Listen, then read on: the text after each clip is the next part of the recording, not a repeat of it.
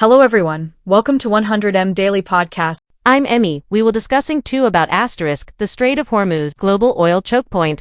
The provided BBC News article examines the Strait of Hormuz, a critical global oil and gas shipping route through which roughly 20% of the world's supply flows. It explores the potential economic ramifications should Iran act on its threats to close the strait, including significant increases in oil prices and widespread inflation, particularly impacting major Asian economies like China, India, and Japan. The text also discusses Iran's capabilities for disrupting the strait, such as using mines and small attack vessels, while noting that the US and its allies could likely reopen it through military means. Finally, it considers why Iran might hesitate to close the strait, citing the economic self-harm it would incur and the potential alienation of key allies like China. And it touches upon alternative pipeline routes developed by Gulf countries to mitigate such a closure. Certainly. I can provide more information about the Strait of Hormuz, drawing from the provided sources. The Strait of Hormuz is a critical maritime passage with significant global economic implications, primarily due to its role in the international energy trade. 12.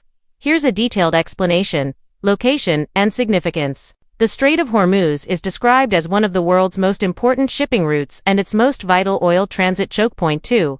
It connects the Gulf with the Arabian Sea. 2. Geographically, it is bounded to the north by Iran and to the south by Oman and the United Arab Emirates, UAE at its narrowest point. The corridor is about 33 kilometers, 20.5 miles wide, and its shipping lanes lie entirely within the territorial waters of Iran and Oman. 3. It is deep enough to accommodate the world's biggest crude oil tankers. 4. Global energy flow. Approximately 20% of the world's global oil and gas flows through the Strait of Hormuz. 1. In the first half of 2023 alone, an estimated 20 million barrels of oil per day passed through the strait, representing nearly $600 billion worth of energy trade annually. For this oil originates not only from Iran but also from other major Gulf states such as Iraq, Kuwait, Qatar, Saudi Arabia, and the UAE, serving their global customers. For potential impact of closure. If Iran were to close the Strait of Hormuz, it would have profound consequences for the global economy. 1. This action would disrupt international trade and lead to a significant increase in oil prices. 1. It would also inflate the cost of goods and services worldwide. Major economies like China, India, and Japan, which are among the top importers of crude oil passing through the strait, would be significantly impacted. 7. For example, nearly half of India's crude oil and 60% of its natural gas imports, and close to 3% of Japan's crude oil, transit through the strait. 7. China alone is estimated to buy around 90% of Iran's oil exports. 7. The former head of the UK's intelligence agency, MI6, Sir Alex Younger, called a blockade on the Hormuz Strait an incredible economic problem and uncharted terrain. 5.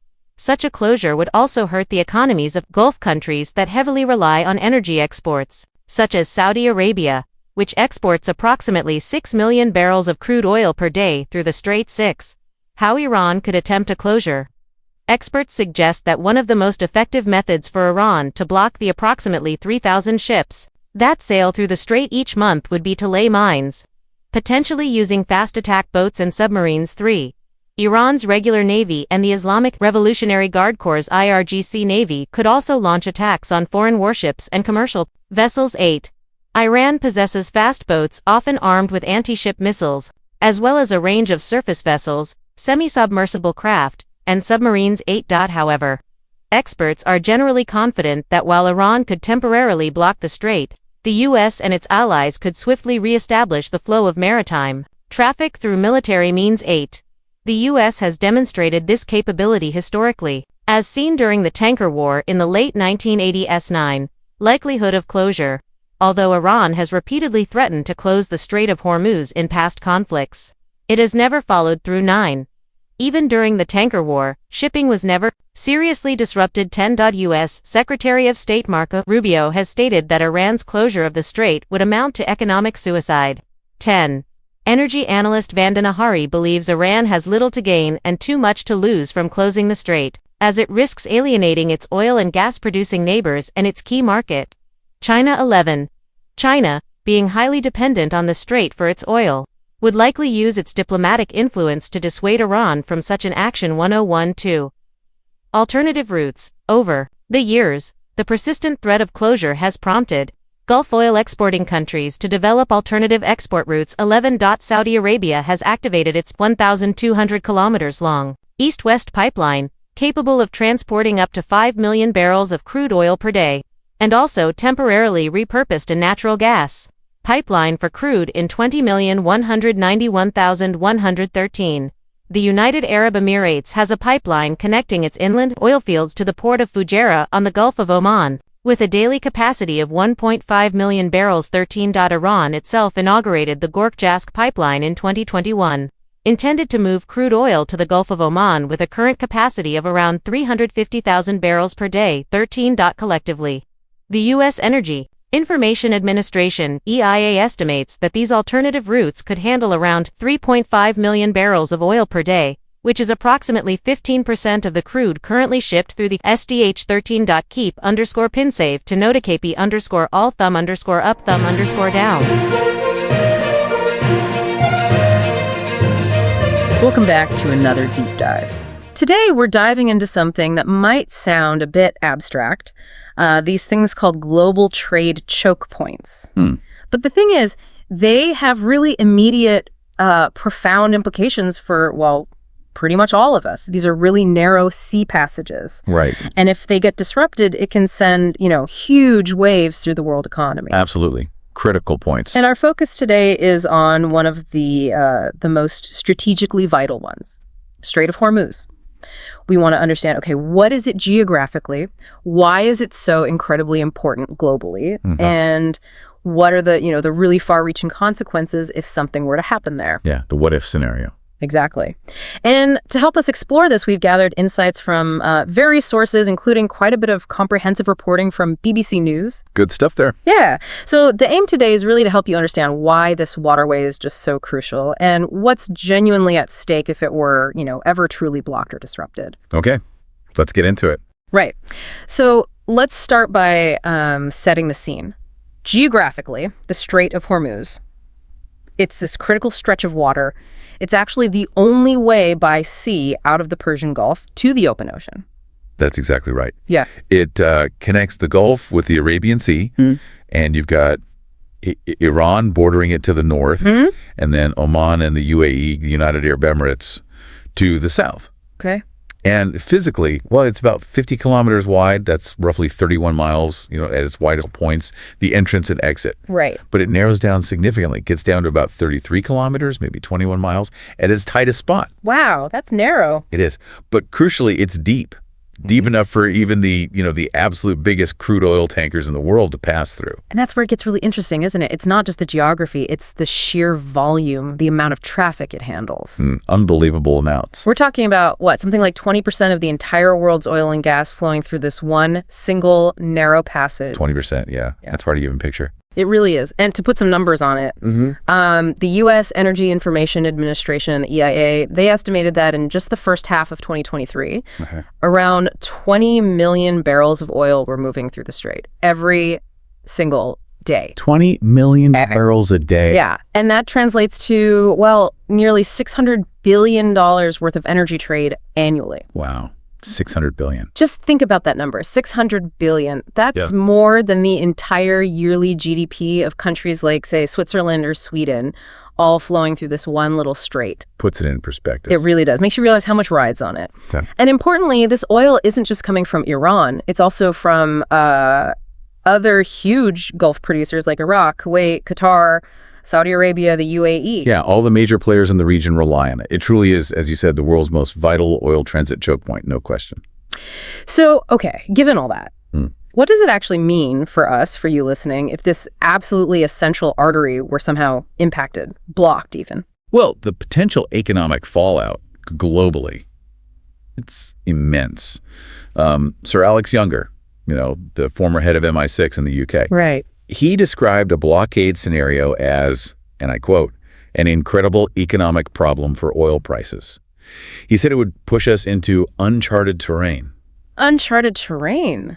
Sounds pretty serious. It is. And Bader al-Saif, he's an assistant professor at Kuwait University, he echoed that, said it would have direct consequences on world markets. You'd see an immediate uptick in the oil price, and stock markets would react very nervously. And those are the big picture market reactions, but these ripples would absolutely touch you directly, wouldn't they? Oh, definitely. Affecting everything from, the cost of filling up your car to the price of groceries, goods, services worldwide. Yeah, energy costs feed into everything. And it would be a massive hit to some of the world's biggest economies, too. Places like China, India, Japan. Yeah. They're among the top importers of all that crude oil passing through Hormuz. Huge dependencies there, especially in Asia. Yeah, consider this. Back in 2022, something like 82% of all the crude oil and condensates leaving the Strait, 82% was heading for Asian countries. 82%, wow. Take China, for example. Estimates suggest they buy around 90% of all the oil Iran exports globally. 90% of Iran's exports. So any disruption there, it could dramatically increase China's fuel costs, their production costs. Yeah. And that could easily fuel inflation globally as those higher costs get passed right down the chain to consumers everywhere. A huge knock-on effect. Exactly. And it's not just China. Think about India. Nearly half of their crude oil imports, plus like 60% of their natural gas imports, come through the Strait. Mm-hmm. South Korea reportedly gets 60% of its crude oil via Hormuz, Japan, nearly 3/4. The reliance is just staggering across Asia. But it's also crucial to remember the direct hit on the Gulf countries themselves. Their economies are so heavily reliant on exporting this energy. Right. Good point. Saudi Arabia, for instance, they use the Strait to export something like 6 million barrels of crude oil every day. That's way more than any of their neighbors. 6 million from Saudi alone. Yeah. Compare that to Iran's own exports, which are closer to, say, 1.7 million barrels per day through the Strait. Still significant, but shows the scale for others. So, given how absolutely critical this passage is, how could someone, specifically Iran, potentially actually close it? What are the tactical ways it could be done? Okay, well, first there's the legal aspect, sort of. United Nations rules, the law of the sea, allow countries control over waters extending 12 nautical miles from their coastline. Okay, territorial waters. Exactly. And because the strait is so narrow, the main shipping lanes at that tightest point we mentioned actually fall entirely within the territorial waters of Iran and Oman. Ah, I see. So they have a legal basis for controlling passage to some extent. In theory, yes, within their waters. Now, tactically, experts often suggest one of the most effective ways Iran could try to close it would be by laying sea mines. They could use their fast attack boats, maybe submarines, to deploy mines across the shipping channels. Mines. Okay, that sounds disruptive. Very. And beyond mines, Iran has, well, two navies, essentially, the regular Navy and the Navy of the Islamic Revolutionary Guard Corps, the IRGC. Right. The IRGC Navy is known for being quite assertive. They are. And both forces could potentially launch attacks, on foreign warships or commercial vessels trying to pass through. Their fast boats, especially the IRGC ones, are often armed with anti-ship missiles. Plus, they operate various surface ships, some semi-submersible craft, even submarines. They have capabilities. That definitely sounds like a credible threat they could pose. But you also mentioned earlier that experts seem pretty confident the U.S. and its allies could reopen the strait relatively quickly. How does that confidence line up with all those Iranian capabilities you just laid out? That's a really crucial question. Yeah. Yes, Iran has these these asymmetric capabilities like mines and fast boats. However, consider large military ships trying to enforce a blockade. Oh. They could become, frankly, quite easy targets for U.S. air power. The thinking is that the overwhelming technological edge, and especially the air superiority held by the U.S. and its allies, would be a decisive factor in any sustained conflict. So it's about air power primarily? Largely, yes. The expert consensus seems to be that while Iran could certainly initiate disruptions, maybe cause chaos for a time, actually maintaining a full, prolonged blockade against a determined international military response. That would be extremely difficult for them. Their forces would be very vulnerable. I see. So they could start something, but finishing it or sustaining it is another matter. Precisely. And we've seen something like this play out before, at least partially. Remember the tanker war back in the late 1980s? Uh-huh. During the Iran-Iraq conflict? That vaguely, yes. There were attacks on shipping. There were. And in response, U.S. warships actually started escorting Kuwaiti oil tankers through the Gulf. It became, believe it or not, the biggest naval convoy operation since World War II. Wow, I didn't realize it was on that scale. Okay, so History suggests intervention is possible, even likely. Yes, there's precedent for ensuring passage. Which I guess leads us to the big geopolitical question, the one everyone probably wonders about. Will Iran actually do it? Will they block the strait? Well, history is maybe instructive here again. It's really important to point out that while Iran has, yes, repeatedly threatened to close the Strait of Hormuz during various conflicts and periods of tension. They have, frequently. They have. But they have never actually followed through on that threat, never fully closed it. Even during that intense tanker war we just talked about, shipping, while riskier, was never actually stopped or seriously disrupted for long periods. So it's been more of a threat than an action. Exactly. This pattern, this recurring threat without the follow-through, it strongly suggests that for Iran, the idea of closing the strait maybe functions more as a powerful deterrent, or perhaps a high-stakes bargaining chip in negotiations. Rather than a practical military option they intend to use. Quite possibly. Given the almost certain, immediate, and likely devastating global reaction they'd face, it might just be too costly for them to actually do it. And there are definitely strong arguments coming from others against Iran taking that step. I remember seeing U.S. Secretary of State Marco Rubio recently claiming that Iran closing Hormuz would basically amount to economic suicide for Iran itself. Strong words. Yeah, and he specifically called on China, a country generally seen as aligned with Tehran, to step in and prevent it, pointing out just how heavily China relies on that very strait for its oil imports. Interesting angle, bringing China into it. He also added that, the U.S. still has options, and that any closure would end up hurting other countries' economies a lot worse than ours, meaning the U.S. Right. And that aligns with what some analysts say, too. Vandana Hari, an energy analyst, she put it quite bluntly. She said Iran has, quote, little to gain and too much to lose from closing the strait. Little to gain, too much to lose. Why specifically? Well, her argument is that by doing so, Iran risks completely alienating its neighbors in the Gulf. The very countries producing all that oil and gas, turns them into definite enemies. Right, the Saudis, UAE, Qatar. Exactly. And maybe even more importantly, it risks invoking the serious anger of its main customer, China. By disrupting the flow of energy that China desperately needs. It just doesn't seem like a winning move from their perspective. Okay, that makes sense. So the risks seem incredibly high for Iran. But given this inherent fragility, this constant threat, however likely or unlikely, is there a plan B? Are there any alternative routes for all this oil and gas if the strait were ever seriously disrupted? Yes, that's a good point.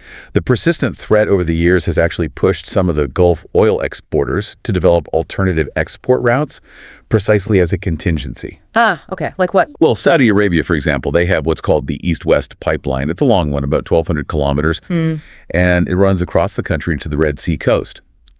It can carry up to 5 million barrels of crude oil per day, bypassing the strait entirely. 5 million barrels. That's significant. It is. And they even, back in 2019, temporarily managed to repurpose a natural gas pipeline to carry crude oil as well, showing some flexibility. Okay, so Saudi has options. What about others? The United Arab Emirates, the UAE, they've also built a pipeline. It connects their inland oil fields directly to the port of Fujairah, which is strategically located on the Gulf of Oman, outside the Strait of Hormuz. Ah, clever. Bypassing it that way. Exactly. That pipeline has a daily capacity of about 1.5 million barrels. Okay, 1.5 million there. Anyone else? Iran itself? Yes, interestingly, Iran also inaugurated its own bypass pipeline, the Gorjask pipeline, back in July 2021.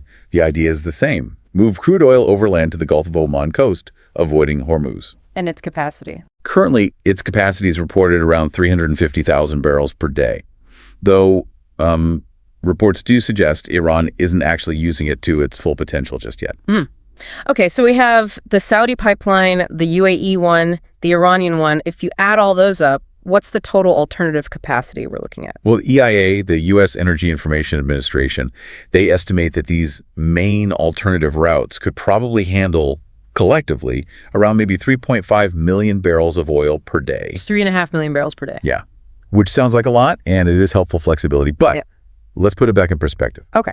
Remember the total amount flowing through the strait, around 20 million barrels a day. Ah, right. So 3.5 million barrels represents only about maybe 15% to 17% of the crude oil currently shipped through the Strait of Hormuz. So these alternatives, They offer some cushion, some flexibility, but they are absolutely not a full replacement for the strait itself. Yeah. Not even close. Not even close. They provide a degree of resilience, perhaps, but they cannot substitute for the massive, unparalleled capacity of the Strait of Hormuz. So there you have it, the Strait of Hormuz. It's this incredibly narrow, geopolitically sensitive stretch of water that really does function as a critical global economic linchpin. The complexity, the high stakes involved, it's undeniable. And it really highlights just how interconnected and maybe how vulnerable our global systems are. It really does. And it kind of leaves you with a thought, doesn't it? Yeah. Given this huge global economic reliance we've discussed, focused on specific geographical choke points like Hormuz, what might be the long-term impact? As the world potentially shifts towards more diversified energy sources or maybe more localized energy production, how might that change the strategic importance of these vital arteries? That's a fascinating question to ponder. Will their importance diminish or just change? Exactly. Something to consider as the global energy landscape continues to evolve.